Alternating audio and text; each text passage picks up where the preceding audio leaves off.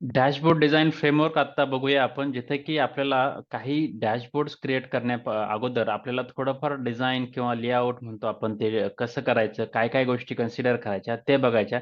म्हणजे काय होतं ना, की बऱ्याच वेळा आपण डायरेक्ट रिपोर्ट किंवा डायरेक्ट डॅशबोर्ड क्रिएट करण्याऐवजी आत्तापर्यंत आपण काय-काय केलं, काय-काय आयडेंटिफाय करायचं, त्यासाठी आपल्याला कोणते पॉइंट्स कन्सिडर करायचे ते बघणं गरजेचं आहे. काही पेपर वर्क आपण करू शकतो, की जिथं आपण लेआउट डिसाईड करू शकतो, की नेमके कोणते चार्ट्स घ्यायचे, कोणते टेबल्स घ्यायचे, काय-काय घेऊ शकते, काय-काय ऑप्शन्स आहे, जेणेकरून आपला डॅशबोर्ड आहे एक चांगला डेटा रिप्रेझेंट करू शकतो आणि त्यातून बिझनेसच्या लोकांना चांगले डिसिजन घेण्यास मदत होईल. तर चला तर काही पॉइंट्स बघूया जे की युजफुल असतील आपल्याला ह्या डॅशबोर्ड डिझाइन करण्यासाठी.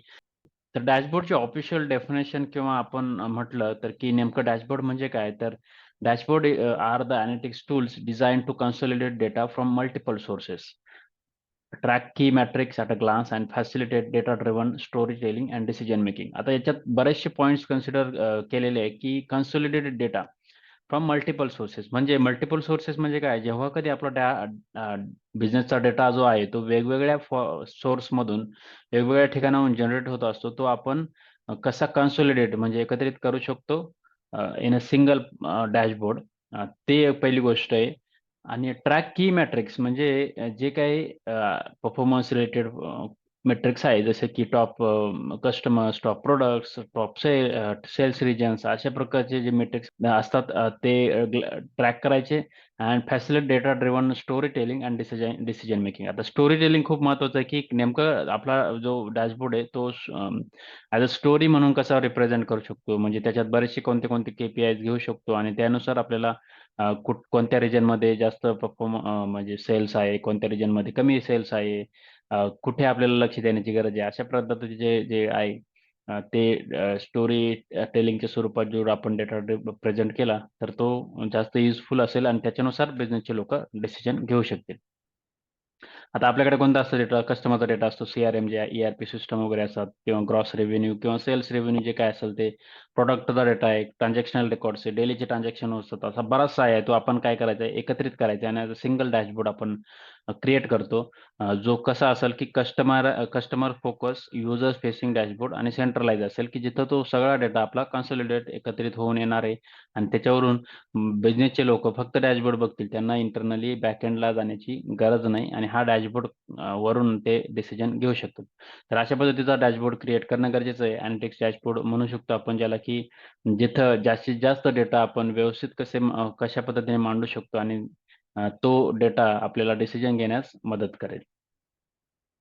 आता एक फ्रेमवर्क आहे, की पहिला काय की define the purpose. Choose the right metrics for present the data effectively, eliminate clutter and noise, use layout to focus attention आणि टेल अ क्लिअर स्टोरी. असे काही पॉइंट्स आहे.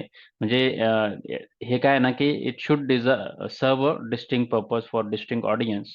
म्हणजे use clear and effective metrics and visuals and provide simple intuitive user experience. तर म्हणजे जे काय आपण ते खूप कॉम्प्लिकेटेड दिसायला नको. डॅशबोर्ड पण सिंपल पाहिजे.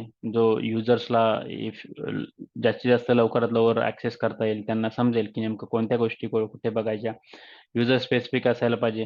तर बरेचसे क्वेश्चन जसे आपण मागच्या सेशनमध्ये बघितले, की काय क्वेश्चन विचारायला पाहिजे. तर डॅशबोर्ड डिझाइन पण आपण करताना क्वेशन्स विचारले पाहिजे. जसे की कोणते कस्टमर आहे, ऑडियन्स कोणता आहे आपण, त्यांना कोणते दिसायला पाहिजे, कोणत्या एक्झिक्युटिव्ह लोकांना कोणता डॅशबोर्ड दिसायला पाहिजे, जे मॅनेजर लोकं आहेत त्यांना कोणता दिसायला पाहिजे, अॅनलिस्ट लोकांना कोणता दिसायला पाहिजे. अशा प्रकारचे काही क्वेशन्स आपण विचारू शकतो, जेणेकरून आपल्याला समजेल, की नेमका आपला डॅशबोर्ड कसा डिझाइन करायचा आहे, कसं फ्रेमवर्क असायला पाहिजे ते. तर हे झाल्यानंतर आता आपण एक लेआउट बघूया, जिथं की मी सिंपल आपण कसा डॅशबोर्ड आपण प्रॅक्टिकली आता इथून पुढच्या सेशनमध्ये करणार आहोत, ते सांगतोय. की जिथे आपण हे पेपरवर्क पण करू शकता, की जिथं आपला डॅशबोर्ड जो असेल, तो आज लेट्स से मीन्स आता हे एकदम रफ लेआउट आहे. फक्त मी तुम्हाला क्लिअर आयडिया देतोय, की कशा कोणते-कोणते पॉइंट्स आपण कन्सिडर करायला पाहिजे, जेव्हा आपण डॅशबोर्ड डिझाइन करतो तेव्हा. जेणेकरून तो इफेक्टिव्ह होईल आणि तो जास्तीत जास्त चांगला दिसेल. तर त्यासाठी पहिली गोष्ट आपण लोगो ठेवू शकतो और लेफ्ट साइडला किंवा राइट साइडला चालेल.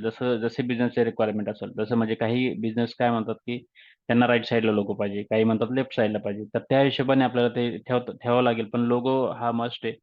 त्यानंतर आपण काही की परफॉर्मन्स इंडिकेटर ॲड करू शकतो. जसं की एक्झिक्युटिव्ह लोकं जे असतात, जे बोर्ड मेंबर्स म्हणतो वगैरे, त्यांना टॉप परफॉर्मिंग डिटेल्स पाहिजे असतात.